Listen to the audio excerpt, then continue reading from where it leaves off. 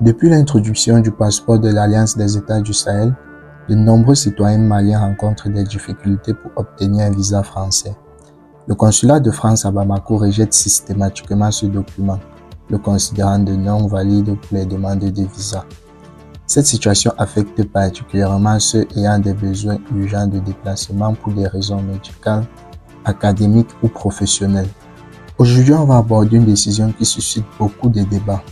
La France refuse de reconnaître le passeport de l'Alliance des États du Sahel.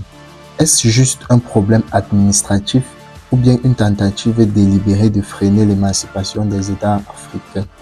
Depuis la formation de l'AES par le Mali, le Burkina Faso et le Niger, ces pays ont clairement montré leur volonté de se détacher des anciennes puissances coloniales. Cette union est un défi direct pour la France qui voit son influence s'effriter dans la région. Et maintenant, Paris pose un nouveau blocage en refusant de reconnaître le passeport de l'AES, empêchant de nombreux citoyens de voyager, que ce soit pour des raisons médicales, académiques ou professionnelles. Pourquoi ce passeport est-il rejeté par la France? Est-ce simplement un retard administratif ou bien une manœuvre stratégique pour affaiblir l'AES et ralentir son développement? On va décortiquer cette situation en profondeur. Mais avant de plonger dans le vif du sujet, dites-moi en commentaire ce que vous en pensez. Est-ce que ce refus est justifié ou est-ce une nouvelle manœuvre néocoloniale? Et surtout, pensez à liker la vidéo pour soutenir notre travail et abonnez-vous pour ne rien manquer de nos prochaines analyses sur l'actualité panafricaine. Passons maintenant à la genèse du passeport AES et ce qu'il représente vraiment pour l'avenir de l'Afrique. Pour bien comprendre pourquoi ce passeport est si crucial, il est essentiel de revenir sur la création de l'Alliance des États du Sahel. En 2023, le Mali, le Burkina Faso et le Niger ont pris une décision historique, s'unissant pour défendre leur souveraineté face aux ingérences étrangères. Ces trois pays ont exprimé leur volonté de mettre fin à la domination néocoloniale, en particulier celle exercée par la France et la CEDEAO, qui ont longtemps exercé une influence sur la région. Mais cette union n'est pas le fruit du hasard. Après avoir pris leur indépendance vis-à-vis de la France, ces pays ont dû faire face à des sanctions économiques, des pressions diplomatiques et même des tentatives de déstabilisation. Le rejet de l'influence française et l'expulsion des bases militaires françaises ont été une décision symbolique mais lourde de conséquences. L'AES, en tant que structure commune, est donc née d'une volonté partagée de rompre avec un système qui, selon ces pays, avait enfermé la région dans une dépendance injuste et destructrice. Ce passeport représente donc bien plus qu'un simple document de voyage. Il est un symbole de cette rupture avec un passé colonial et un projet d'autonomie pour l'avenir. Officiellement, la France justifie son refus de reconnaître le passeport de l'AES par des raisons administratives. Selon les autorités françaises, ce document n'aurait pas encore été enregistré auprès de l'Organisation de l'aviation civile internationale, ce qui empêcherait sa validation et par conséquent son utilisation pour les voyages internationaux. Cependant, plusieurs sources affirment que l'AES a bien entamé toutes les démarches nécessaires pour faire reconnaître son passeport à l'international. Les obstacles semblent donc relever davantage d'une dimension politique. Alors, une question se pose. La France utilise-t-elle ce prétexte administratif comme un moyen de sabotage discret? En réalité, il est difficile de croire qu'un document aussi crucial pour plusieurs États n'ait pas été mis en conformité avec les exigences internationales. Ce n'est pas d'ailleurs la première fois que la France tente d'entraver un mouvement panafricain qui échappe à son contrôle.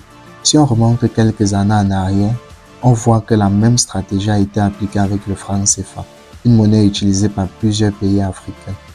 Chaque tentative de création d'une monnaie indépendante a rencontré une résistance ferme, souvent accompagnée de blocages institutionnels et économiques pour garder la main mise sur les ressources et les relations économiques africaines.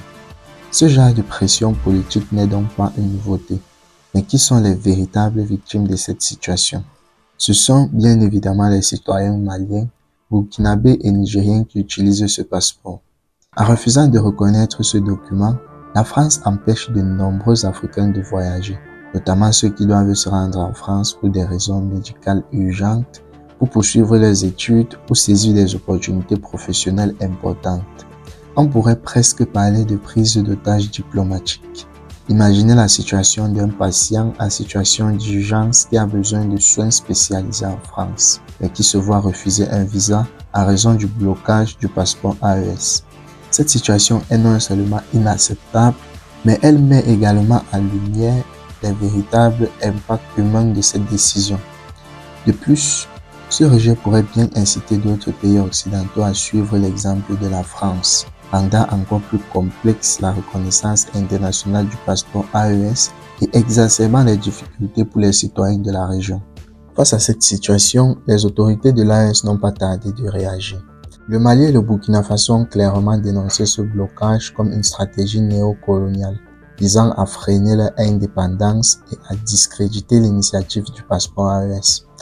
Selon les dirigeants de ces pays, la France chercherait à affaiblir l'AES en empêchant l'adoption de ce passeport, ce qui limiterait la souveraineté de ces nations africaines qui souhaitent prendre en main leur avenir sans dépendre de puissances extérieures.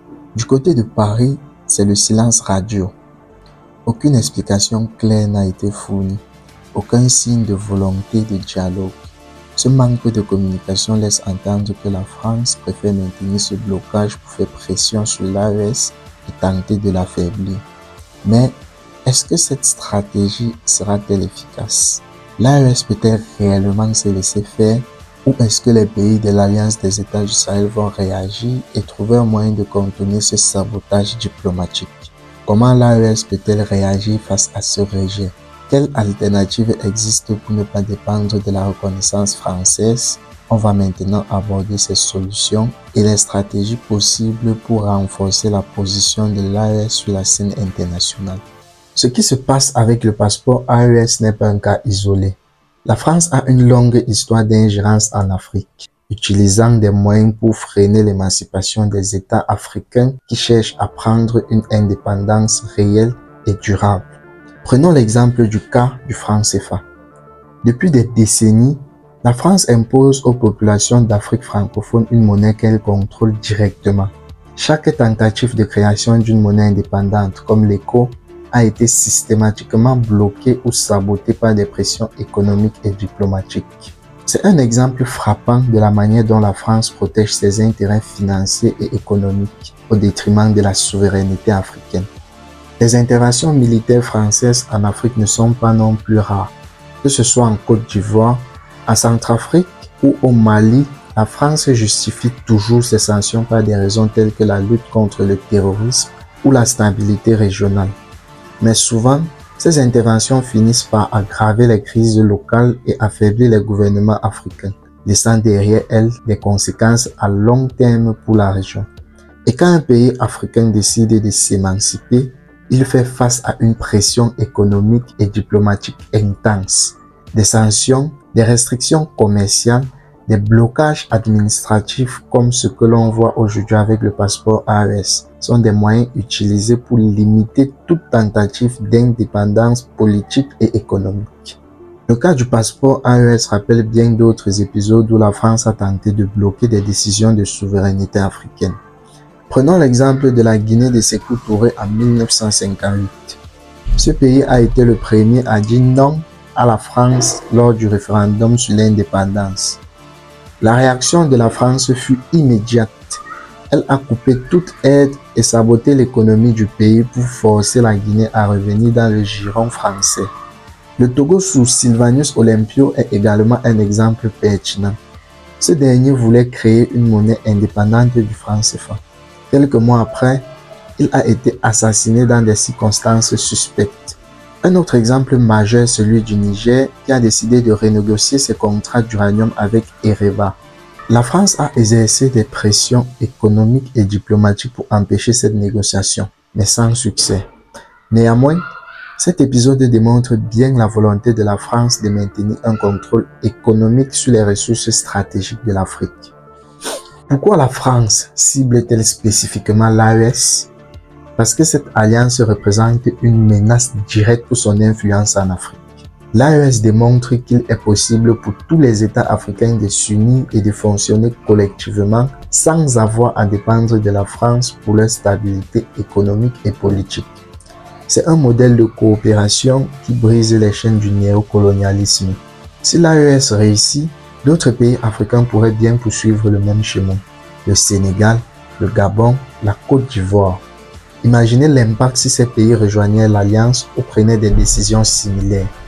Ce scénario pourrait entamer un effet domino et c'est précisément ce que la France cherche à éviter à tout prix. Alors, comment l'AES peut-elle répondre à ce blocage et contourner ces stratégies d'ingérence? Existe-t-il des alternatives pour imposer son passeport malgré l'opposition française? Voyons cela maintenant.